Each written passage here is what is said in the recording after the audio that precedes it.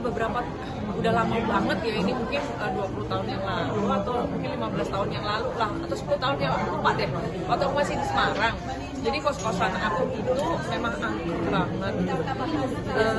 Aku pernah ketemu pocong kalau di kos-kosan. Nah, karena aku dari Kudus itu kan rumahnya kan penduduknya kan desa banget ya. Antara rumah satunya sampai rumah satunya kadang-kadang ada tenggangan gitu. Nah, itu aku lihat gondoruo, kadang-kadang aku lihat kuntilanak, mulai dari ketawanya itu real banget. Tapi kalau yang di kos-kosan Semarang itu cakaran aja aku dengar.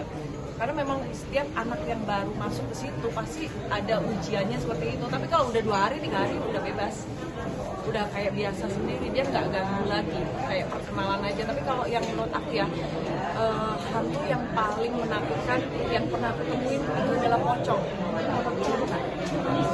Aduh gila, itu gila banget sih. Kan udah di pocong kayak begitu, mukanya sih bukan kayak yang hancur ya sebenarnya, tapi lebih ke gelap dan dingin banget gitu. Nah itu menurut aku yang paling takut sih. Gangguan itu ketika hanya di kosan itu atau berlanjut? Ya, dia hanya ketemu aku, mungkin aku sial juga kali ya, jadi saling lihat gitu loh. Jadi waktu ngobrol-ngobrol sama teman-teman, dan memang teman-teman juga melihat semua. Jadi dia itu langsung nongol dari atas, terbang. Habis itu beberapa detik dia langsung terbang lagi, hilang. Udah gitu aja.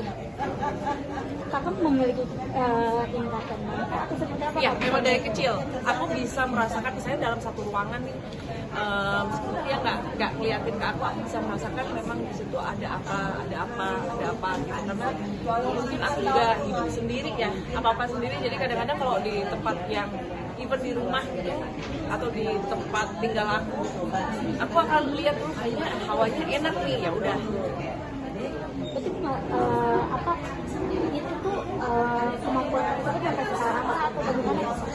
Sekarang masih ada, tapi karena mungkin makin tua kali ya, makin umur kan, jadi terus makin biasa juga, jadi nggak begitu takut juga. Nah kalau yang kuntilanak itu dulu aku lihatnya waktu nyetir mobil. Jadi dulu kalau arah Jakarta ke Kudus kan ada Alas Roban, ya kan, di Jalan Pantura sebelum ada tol sekarang kan. Setiap kali mudik kan pasti lewat situ ya. Nah itu kuntilanak itu terbang di Alas Roban. Memang Alas Roban situ tuh paling angker dulu tuh. Kadang-kadang seperti truk apa itu kan lihat semua. Nah aku lihat di situ di jalanan kan gitu. Iya. Itu pengalaman melihat kuntilanak itu sendiri jadi referensi untuk film karena itu kan singkat banget ya pertemuan kayak gitu, jadi kan aku nggak tahu nih hantu itu karakternya seperti apa, itu kan aku nggak ngerti. Aku mesti memang harus cari tahu dari film-film sebelumnya kan, itu aja sih. Karena kalau kita melihat hantu itu nggak ada beberapa second aja habis itu hilang. Tapi kalau lengkingan ketawanya kuntilanak itu kita bener-bener itu serem banget loh, serius. Meskipun nggak ada mukanya ya, cuma ketawa aja tuh serem banget. Ada nggak sih pengalaman yang mungkin membahayakan kakak selama dengan dia bersentuhan dengan hantu seperti itu? Nggak ada sih. Apa hal yang paling mengerikan untuk kakak? Yang paling mengerikan gitu ketika aku juga pernah ketemu satu hantu itu gini. Jadi dulu rumah aku di Kudus itu tenggangan memang kanan kiri, karena satu kampung aku ya, emang ada kuburan di paling ujung ya kan. Aku biasa jam 12 malam mainan handphone di depan gitu ya kan, main. Aku pikir kalau zaman dulu kan ada yang jualan kayak nomor togel gitu nggak sih, ya udah aku pikir bapak-bapak tetangga mau beli nomor togel gitu kan. Aku main, terus dia lewat aku nyariin, terus kayaknya kok dia itu jalannya kan, kalau orang jalan kan dia itu santai aja. Begitu di depan rumah itu cepat banget, dia langsung dari jalan langsung ke depan aku, mukanya rusak. Nah kejadian yang mengerikan tuh aku kan otomatis lari dong, nggak mungkin nggak deh lari. Pintu rumah aku belakangnya itu tertutup, nah aku kejedotnya itu. Jadi hal yang membahayakan tuh sebenarnya karena ketakutan kita sendiri sih. Kita kadang-kadang nggak kontrol, asal lari aja, itu aja sih. dari pengalaman tersebut kan kakak jadi berani gitu. Yeah. Respon dari teman-teman seperti apa sih, menganggap ada hal yang kayak misal aneh atau apa karena kakak yang juga sebegitu beraninya untuk sekarang? Kalau teman-teman aku sih nggak ada yang gimana ya, cuman mereka memang lebih penakut daripada aku. Jadi kadang-kadang misalnya di daerah mana dia udah takut kalau aku sebenarnya kalau misalnya masuk ke rumah hantu itu ya, misalnya kan ada wahana rumah hantu ya, itu sebenarnya yang bikin takut kan dikagetin, ya kan. Terus kalau film horor juga kan sebenarnya dikagetin. Kalau bagi kita yang udah pernah ketemu langsung itu hal biasa tuh, serius lebih serem aslinya.